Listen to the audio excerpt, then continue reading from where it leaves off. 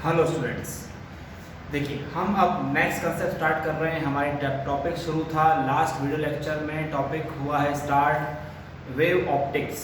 ठीक है, wave optics में आपका रिफ्लेक्शन ऑफ लाइट टॉपिक खत्म हो चुका है। ठीक है, अब हम स्टार्ट कर रहे हैं with the topic refraction of light. ठीक है, रिफ्रैक्शन का meaning, what is the meaning of refraction, मैं आपको बता चुका था कि जब लाइट रेज एक मीडियम से आके दूसरे मीडियम में एंटर करे, जैसे एग्जांपल दे रहा हूँ, एयर मीडियम से लाइट आ रही है और वाटर मीडियम में लाइट एंटर कर रही है। ओके, इसे बोलते हैं क्या, रिफ्रैक्टिव इंडेक्स। ओके, रिफ्रैक्शन क्या होगा, what is refraction, when light enters from one medium to another. Okay, that is called as what, refraction of light. अच्छा, एयर मीडियम को हम अनदर नेम देते हैं रेयरर मीडियम। ठीक है, और वाटर, ग्लास, डायमंड, इन्हें हम बोलते हैं क्या, डेंजर मीडियम। ओके, सो अब हम टॉपिक पढ़ेंगे क्या, रेयरर एंड डेंजर मीडियम। आप सबको पता है कि velocity of light in rarer medium is greater than velocity of light in danger medium. Okay, ये कॉन्सेप्ट याद रखिए, अभी इसका यूज होने वाला है। देखिए अब हम टॉपिक स्टार्ट कर रहे हैं, what, refraction of light, refraction of light. Okay, in this concept, ठीक है, अब हम एक रिफ्रैक्टिंग सरफेस लेंगे, nothing but X Y. Refracting मतलब क्या, एक ऐसा सरफेस जो रेयरर मीडियम और डेंजर मीडियम को सेपरेट करेगा। मतलब इस लाइन के ऊपर है हमारे पास कौन सा मीडियम, रेयरर मीडियम, इसके नीचे हमारे पास क्या है, डेंजर मीडियम। ठीक है, now we are considering the light rays, see we are considering plane wave front, ये हमने पहले ही पढ़ा था। देखो, we are considering which wave front, plane wave front. Okay, ये हमारा point P and this is Q। Again point P से जो रे आएगी वो A पर पहले पहुंच जाएगी। करेक्ट है, ये हमने कल भी पढ़ा था, लास्ट डेरिवेशन में भी हमने यही कंसेप्ट पढ़ा है। देखो रिफ्लेक्शन ऑफ लाइट में कि P से जो रे आ रही है वो पहले पहुंचेगी और Q से जो रे आ रही है वो उसी टाइम पर कहां पर पहुंचेगी, नथिंग बट पॉइंट B पर। B से लेके C तक आने में उसे एक्स्ट्रा टाइम लगने वाला है। ठीक है, उसके बाद जब रेस अंदर आती है तो it will slightly bend. Okay, bend क्यों होता है, बिकॉज डेंसिटी चेंज हो रही है तो लाइट रेज बेंड होती है। ये आप एक्सपेरिमेंट इजीली कर सकते हो। एक ग्लास, ट्रांसपेरेंट ग्लास है ना, उसमें एक नॉर्मल सी स्टिक डिप करना, आपको अंदर में वो बेंड दिखेगी because of what, change in density. Okay, now see, अब ये जो दो रेज हैं, these are nothing but what, refracted rays. Okay, nothing but name देता हूं R एंड S। ओके, उसके बाद B से लेके C, मैं बोल रहा हूं रेयरर मीडियम में वेलोसिटी है v1 और डेंजर मीडियम में वेलोसिटी है v2। अब आप सबको पता है क्या कि v1 is greater than v2, v1 हमेशा v2 से बड़ा ही रहेगा। इसीलिए जितना डिस्टेंस bc कवर हुआ है in time t, in time t अगर बोला जाए तो bc से लेकर डिस्टेंस कितना बनेगा, v1 into t। B से C का डिस्टेंस कितना बनेगा, v1 into t, और उतने ही टाइम में A से जो रे निकलेगी it will not cover the same distance as BC। क्यों, क्योंकि BC के लिए वेलोसिटी v1 है और A से जो रे आगे निकल रही है उनके लिए वेलोसिटी v2 है, लेकिन v1 v2 से बड़ा है। ओके, इसीलिए हम अब इसके ऊपर एक पॉइंट लेंगे, नथिंग बट D, और ज्वाइन करेंगे क्या, CD। ठीक है, सो A से लेके D जो रह गई, इसको जो टाइम लगा, टाइम तो मैंने t ही लिया है लेकिन वेलोसिटी कितनी है, v2, सो A से लेके D का वैल्यू हो जाएगा कितना, v2 into t। मतलब मैं यहां लिख देता हूं, देखो A से लेके D ये हो जाएगा v2 into t। ओके, तो यहां पर ये पॉइंट कौन सा है हमारा, अभी A। ठीक है, अब मैं इस पॉइंट से, A पॉइंट से I am drawing a normal. Again we are drawing a normal जिसका नाम है M N।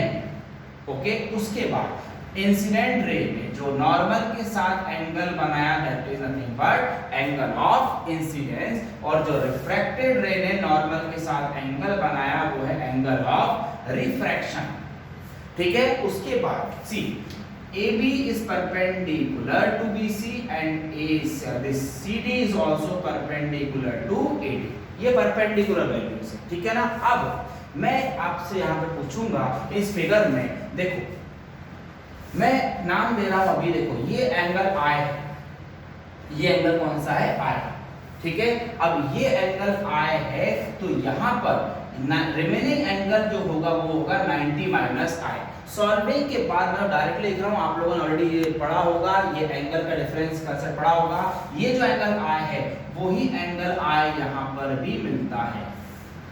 सिमिलरली ये जो R एंगल इन दोनों के बीच में है वही एंगल यहाँ पर भी ऑब्टेन होता है। ओके, ये मॉडिफाइड डायग्राम हो गया I एंड R। उसके बाद हम एक ट्रायंगल लेंगे यहाँ पर, right angle triangle. In triangle ABC it is a right angle triangle. इस ट्रायंगल में अगर हम आपको पूछ ले कि साइन I क्या होगा, sine I will be opposite upon hypotenuse means BC upon AC। Okay, this is equation first. And in triangle ADC another right angle triangle, इस ट्रायंगल में अगर हम साइन R का वैल्यू लिखें तो फॉर्मूला क्या बनेगा, opposite upon hypotenuse means AD upon AC, equation 2।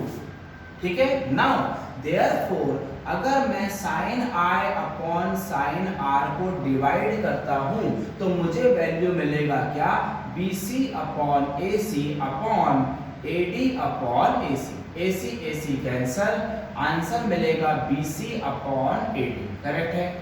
BC का वैल्यू है हमारे पास, चेक करिए BC कितना लिखा हुआ है, देख लो V1 इंटू T, और AD कितना लिखा हुआ है, देख लो V2 into T।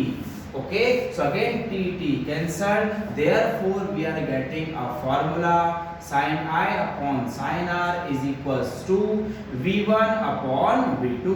okay, now sin I upon sin R is represented by a symbol mu is called as refractive index, so mu is nothing but formula बनेगा sin I upon sin R is equals to V1 upon V2। okay, where this mu is called as what, refractive index।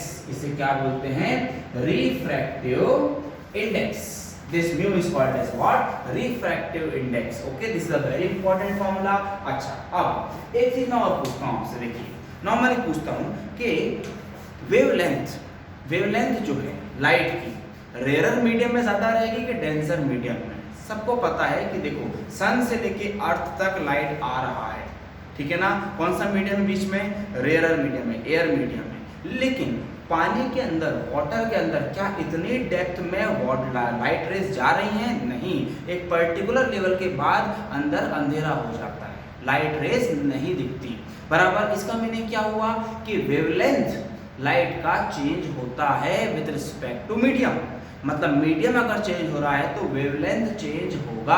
Okay, means wavelength changes with medium.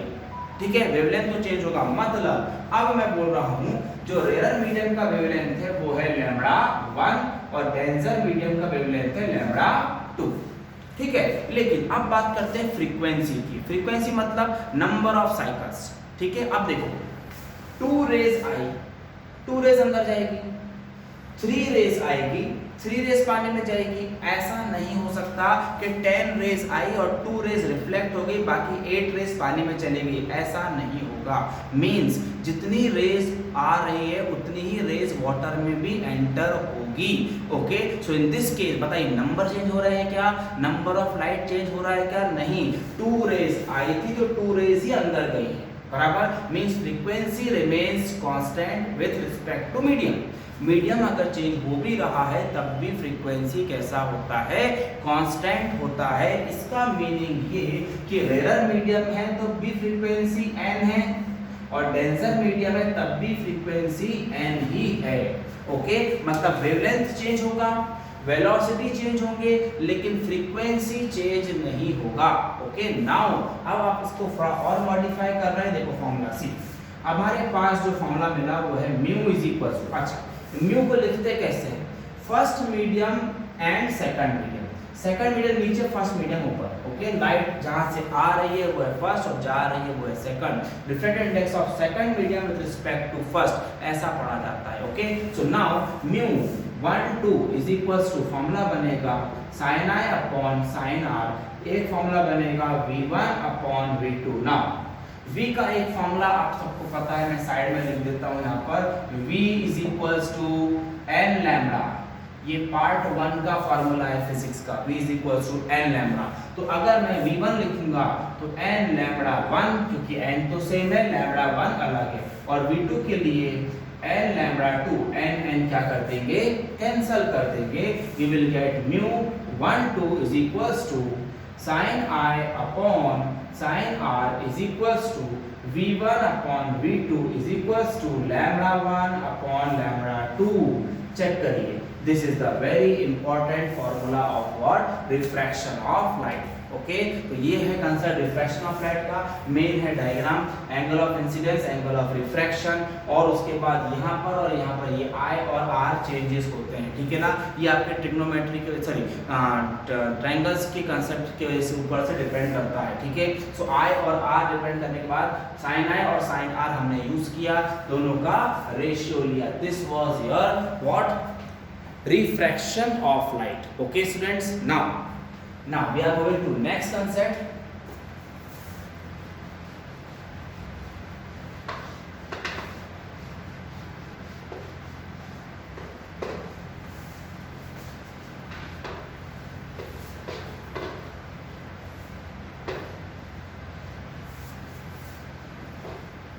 Okay अब देखो इसके बाद एक और concept है, very important topic, nothing but polarization, polarization of light, ठीक है।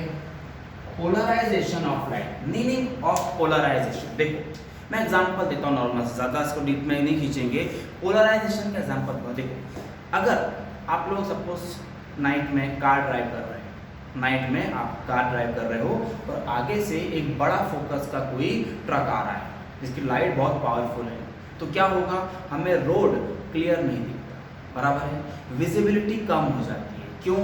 क्योंकि लाइट जब फोकस होती है तो हमारे आईज पर स्कैटर हो जाती है, सामने का जो ग्लास होता है उस पर लाइट स्कैटर हो जाती है, ठीक है। लार्ज नंबर ऑफ रेज हमारे आईज पर आती हैं तो हमारी आई उसको सेंस करेगी और हमें रोड की विजिबिलिटी कम दिखेगी, बराबर है, ठीक है। लेकिन सपोज मैं एग्जांपल दे रहा हूँ, ट्रक ने फोकस किया तो फोकस हमारे आईज पर गिरा, सपोज 100 रेज हमारे आईज पर आ गई, ठीक है, तो हमें रोड की विजिबिलिटी कम दिख रहा है। लेकिन अगर उन 100 रेज में से 90 रेज को अवॉइड करवा दिया जाए और सिर्फ 10 रेज हमारे आईज पर आए, तो क्या हमारे आईज पर फोकस ज़्यादा होगा कम होगा? डेफिनेटली कम होगा, ठीक है ना। अगर कम रेज हमारे आईज पर सामने से गिर रही हैं तो रोड की विजिबिलिटी बढ़ जाएगी, बराबर, रोड हमें क्लियर दिखेगा। ओके, तो यही जो कंसेप्ट है इसी को बोला जाता है क्या? पोलराइजेशन। मतलब लार्ज नंबर ऑफ लाइट्स को अवॉइड करना है और लिमिटेड नंबर ऑफ लाइट को हमारे आईज पर फोकस करना है, that is nothing but what? Polarization. अब कौन सी लाइट एमिट होंगी और कौन सी लाइट हमारे आईज पर फोकस होगी, ये इंपॉर्टेंट है, ये बताया गया था किस टॉपिक में? Polarisation of light. Okay, so what is polarisation? Means infinite number of rays आ रही हैं, उनमें से मैक्सिमम लाइट को अवॉइड कर दो और कुछ लाइट को हमारे आईज पर फोकस करो, that is called as what? Polarization. Easy way में याद रखिए। अब कौन सी रेज एलिमिनेट होंगी? अब इस पोलराइजेशन कंसेप्ट को ऑब्टेन करने के लिए एक special type of crystal use होता है, special type of crystal use होता है जिसका नाम है टोरमलाइन क्रिस्टल। क्या बोलते हैं उसको हम? Tourmaline crystal. नाम क्या रहेगा? Tourmaline crystal. Okay, this is nothing but a crystal, it is a device which is used for polarisation. ठीक है, इस क्रिस्टल से ग्लास, सामने का जो ग्लास रहता है, ठीक है ना, हमारे कंप्यूटर की स्क्रीन होती है, हमारे टीवी की स्क्रीन होती है, वो स्पेशल टाइप ऑफ ग्लास से बनती है। और वो ग्लास मतलब कौन से क्रिस्टल से बना है?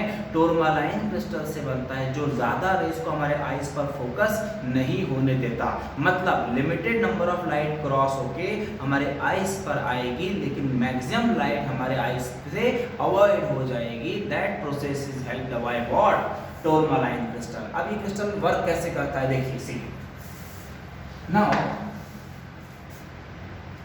आई am considering a source of light, this is a source of light. अगर ये सोर्स ऑफ लाइट है, so it will emit large number of rays in all possible direction, okay, in all possible direction, this is the source, ठीक है। अब देखिए इस source के सामने, ठीक है, अब देखिए इस सोर्स के सामने मैं एक क्रिस्टल लगा रहा हूं like this, okay, this is nothing but which crystal? Tourmaline crystal, okay, this is the first crystal. और इसी के साथ एक और क्रिस्टल पैरेलली अरेंज कर रहे हैं like this, okay. Tourmaline crystal देखो T1 and T2, T1 and T2 are arranged parallel to each other, ठीक है, पैरेलल टू ईच अदर। दोनों का axis, this is nothing but the axis of this crystal, this is also the axis of the crystal, okay. अब ये जो source है, इसके सामने ये क्रिस्टल लगा, मतलब ग्लास बना दिया, कार का ग्लास है जो इस क्रिस्टल से बना हुआ है, ठीक है। और ये क्रिस्टल इस तरह अरेंज है पैरेलल, ठीक है। तो जो रे सामने से आएंगी वो इस क्रिस्टल पर फोकस होंगी। क्या होगा? जो रे सामने से सोर्स एमिट करेगा, जो ट्रक का लाइट, ये जब एमिट करेगा तो वो इस पर फोकस होगी, ठीक है ना। अब कौन सी लाइट इससे अंदर आएगी वो इंपॉर्टेंट है। देखो, अब देखो एक रे जो थी वो रे पैरेलली रन कर रही है लाइक दिस रे, दिस रे is running what? Parallelly like this, correct, okay. And बाकी जो रेज हैं वो रेज एक पर्टिकुलर एंगल पर जाके हिट करेगी किसे? क्रिस्टल को। लेकिन जो एक रे है, ये लाइट, इस लाइट को पैरेलली जो रेज निकल रही हैं वो इस तरह आगे बढ़ेगी और बाकी रेज एक पर्टिकुलर एंगल पर जाके हिट करेगी इसको, क्रिस्टल को। तो क्रिस्टल क्या करता है? जो रेज लाइट इस क्रिस्टल के एक्सिस को पैरेलल है, जो रेज इस क्रिस्टल के एक्सिस को पैरेलल है, वो ही आगे बढ़ेंगे, ओके, वो ही इस क्रिस्टल को क्या करेंगे? क्रॉस करेंगे, ओके। और वो लाइट रेज कहां आ जाएगी? फर्दर, ठीक है।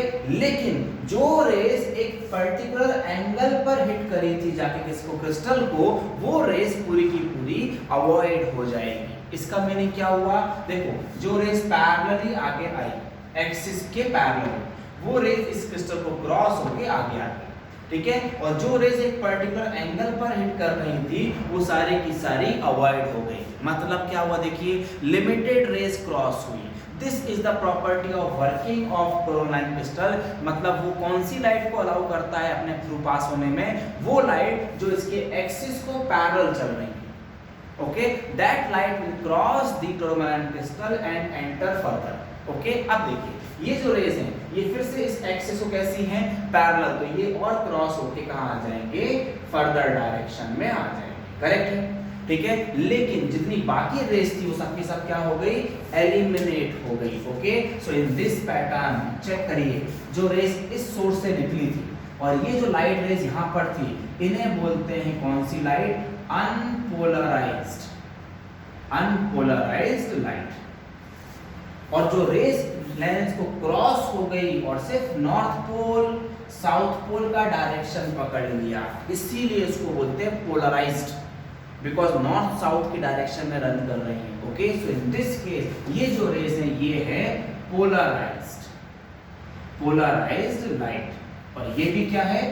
Polarised light, okay. The rays which are running parallel to the tourmaline crystal axis crosses the crystal and travels further. Okay, बाकी सारी रेस क्या हो जाती हैं, अवॉइड होती है। This process is called as what, polarization. इस प्रोसेस को क्या नाम देंगे हम, पोलराइजेशन। ओके स्टूडेंट्स, ठीक है। तो ये पहला कंसेप्ट था पोलराइजेशन का, लेकिन इसी का थोड़ा डायग्राम चेंज कर सकते हैं। देखो, अगर मैं इसके आगे, ये इसके आगे लेंस क्रॉस हुआ, और अगर मैं इसके आगे अगर क्रिस्टल, एक और क्रिस्टल अरेंज कर दूं इन this pattern, okay, in this pattern,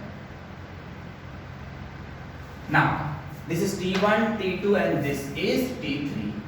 अब चेक करिए, जो रेज आगे क्रॉस होके आई, अब वो इसके एक्सिस को परपेंडिकुलर एक्ट हो रही है, बराबर है, इसके एक्सिस को परपेंडिकुलर हिट करेगी, बराबर। एंगल कितना बन जाएगा, 90 का बन जाएगा। ये पैरेलल थे, देखो एक्सिस को पैरेलल, लेकिन इस टाइम पर एक्सिस को परपेंडिकुलर हो गए हैं। इस केस में light will not travel further, no light. Okay, so meaning क्या बोल रहे हैं कि अगर क्रिस्टल्स एक दूसरे को पैरेलली अरेंज होते हैं तभी लाइट रेस क्रॉस होके आगे बढ़ेंगी। अगर मैंने दो क्रिस्टल्स को परपेंडिकुलर कर दिया in this pattern, there will be no light travelling further. Okay, तो अरेंजमेंट क्या होता है, only parallel crystals, parallel crystals are arranged in this pattern so that limited number of light rays will enter into the eyes। okay, और अगर limited rays enter हो रही हैं तो आपको रोड की विजिबिलिटी बढ़ जाएगा। ठीक है, सिमिलरली हमारी जो TFT स्क्रीन, LED स्क्रीन जो बनती है, कंप्यूटर की बोलिए, टीवी की बोलिए, वो इसी क्रिस्टल से बनती है ताकि हमारे आईज पर बैड इफेक्ट ना हो। ठीक है, लार्ज नंबर ऑफ रेज ना एमिट हो हमारी आईज पर। ठीक है, this is the protective device of what, eyes. ठीक है, so now this was the concept of polarisation. Okay students, now next concept polarisation के ऊपर ही डिपेंड है। ठीक है, very important law, that is nothing but Brewster's law. Okay, very important law, Brewster's law. Brewster's law ने इतना बताया कि refractive index of a medium is equals to tangent of polarising angle. Check करिए, ये law था, mu is equal to 10 times of IP. Tangent मतलब 10, trigonometry का 10। Okay, 10 of IP. IP मतलब एंगल ऑफ इंसिडेंस तो है, लेकिन पी मतलब क्या है, पोलराइजिंग एंगल ऑफ इंसिडेंस। क्या है, पी मतलब क्या लग गया, पी क्यों लगा, because polarising angle of incidence है, इसलिए पी लगा। ये फार्मूला है, refractive index is equal to what, 10 times 10 tangent of what, polarising angle of incidence. इसे हम प्रूव कैसे करेंगे, देखिए सी, एक ग्लास स्लैब है।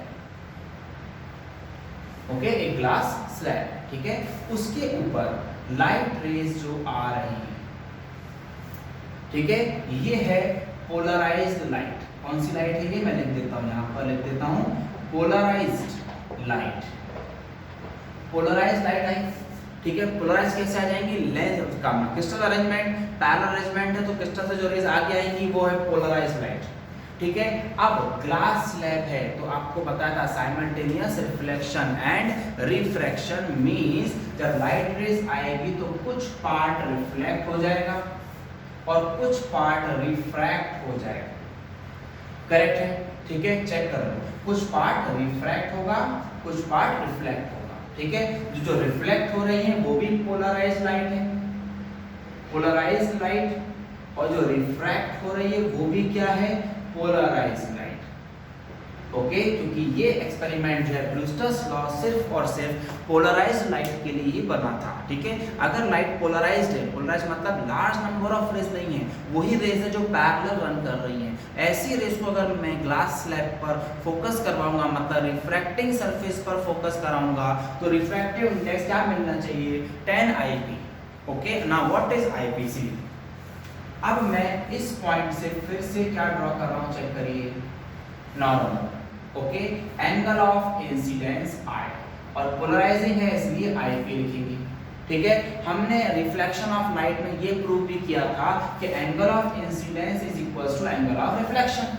तो जो रे रिफ्लेक्ट हो रही है उसके साथ भी एंगल आईपी ही बनेगा, करेक्ट, ठीक है। ये आईपी तो वो भी आईपी, क्योंकि दोनों के एंगल इक्वल होते हैं। उसके बाद ये जो दो बीच में एंगल है इसे बोलते हैं क्या, RP, refractive angle of refraction, but polarising angle of refraction. Okay, अब reflected ray and refracted ray, इन दोनों के बीच में एंगल हमेशा याद रखिए कितना होता है, 90 होता है। ना reflected ray and refracted ray, इन दोनों के बीच का एंगल कितना होता है, 90 डिग्री होता है। अब ये डायग्राम है ब्रूस्टर्स लॉ के लिए। तो अगर मैं आपसे पूछूं, देखो सी, अगर मैं आपसे पूछूं from figure, can be say IP plus 90 plus RP, check करिए मैंने क्या लिखा है, IP प्लस 90 प्लस RP, तो इक्वल्स टू ये हो जाएगा 180, करेक्ट। तो यहां से हमें RP इज इक्वल्स टू क्या मिलेगा, 90 जाएगा तो 180 minus 90, 90, we will get 90 minus IP, this is the value of what, RP, ठीक है। अभी हमने टॉपिक पढ़ा है रिफ्लेक्शन ऑफ लाइट में mu is equals to formula होता है sin I upon sin R, लेकिन यहाँ पर पोलराइजिंग है इसलिए मैंने P लगा दिया। अब mu is equals to sin IP रहने देते हैं, लेकिन sin RP की जगह पर हम लिख सकते हैं 90 माइनस IP, क्लियर। अब यहाँ से म्यू इज इक्वल्स टू हम फॉर्मूला बना सकते हैं क्या, sin IP upon sin 90 minus theta, formula है ट्रिग्नोमेट्री का, लिख देता हूं, देखिए sin 90 minus theta is equals to cos theta. ये फॉर्मूला मैं यहाँ इंप्लीमेंट करूंगा, we will get what, cos IP। Now sin upon cos होता है क्या, tan IP, ओके। तो यही फॉर्मूला आया, देखिए हमने यही प्रूव करना था कि refractive index of the medium is what, tangent of IP, IP मतलब polarising angle of incidence, okay. तो this was your Brewster's law, very simple law. Diagram यही ड्रॉ करना है आपको, incident ray, reflected ray and refracted रे। लेकिन कौन सा लाइट है ये, पोलराइज्ड लाइट आ रही है, तो पोलराइज्ड लाइट ही रिफ्लेक्ट और रिफ्रैक्ट होगा, ओके। तो हमने कर्सर कौन सा लगाया कि तीनों मिला के कितना हो जाएगा, 180 डिग्री हो जाएगा, वहां पर पुट अप करेंगे, we will get what, answer, okay. This was all about your what, Brewster's law, okay, Brewster's law, very important concept, okay।